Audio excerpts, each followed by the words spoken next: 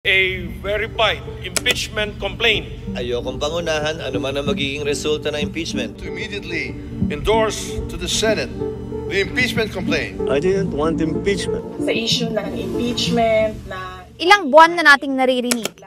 Bukang bibig sa balita, mainit na pinag-uusapan at inaabangan. Impeachment.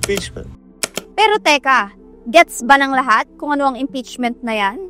Ayon sa 1987 Constitution, ang impeachment ang proseso ng pagtanggal sa pwesto at paraan para panagutin ng matataas na opisyal ng pamahalaan base sa klase ng krimen na kanilang nagawa.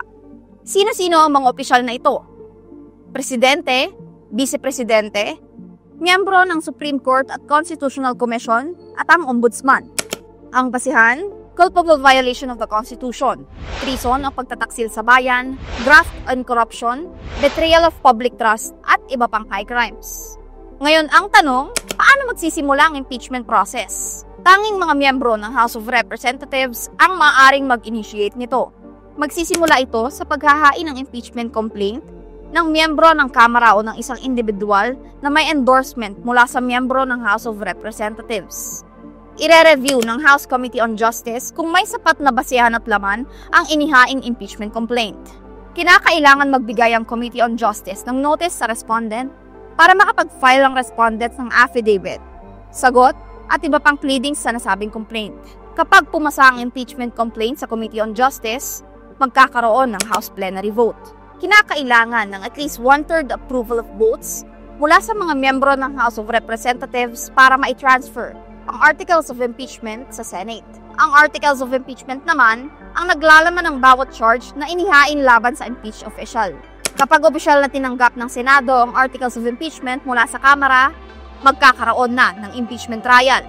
Pagdating sa Senado, ang mga senador ang tatayong center judge ng impeachment trial. Kapag presidente ng bansa ang lilitisin, Chief Justice ang tatayong presider ng trial. Pero kapag ibang mga opisyal, ang Senate President ang magsisilbing presider. During an impeachment trial, lilitisin ng impeached official batay sa Articles of Impeachment. Hindi rin required na personal na pumunta ang impeached official during the trial. Maaari siyang magpadala ng kanyang legal counsel o representative. Matapos ang paglilitis sa bawat Articles of Impeachment, sakalang boboto ang mga senador kung convicted or acquitted ang impeached official. At least 2/3 o 16 votes ang kinakailangan para mahatulan ng isang opisyal. Ayon sa batas, kapag na-convict ang opisyal, ito ay aalisin sa kanyang posisyon at hindi na kailanman maaaring humawak ng pwesto sa pamahalaan. Hindi na rin maaaring mapardon ng isang impeached official. Marami na ring matataas na opisyal ng pamahalaan ang hinainan na ng impeachment complaint. Pero, 2 kaso pa lang ang umusad at nagka-trial sa Senado. Yung kina former President Joseph Estrada noong 2000 at kay late Justice Renato Corona noong 2012. Sa kaso ni Corona, siya ay hinatulang guilty sa Article 2 ng impeachment complaint sa hindi pagdeklara ng kanyang state of assets, liabilities at net worth. 20 senators ang humatol ng guilty kay Corona at 3 naman ang bumoto ng acquitted. To know more, visit Inquirer.net.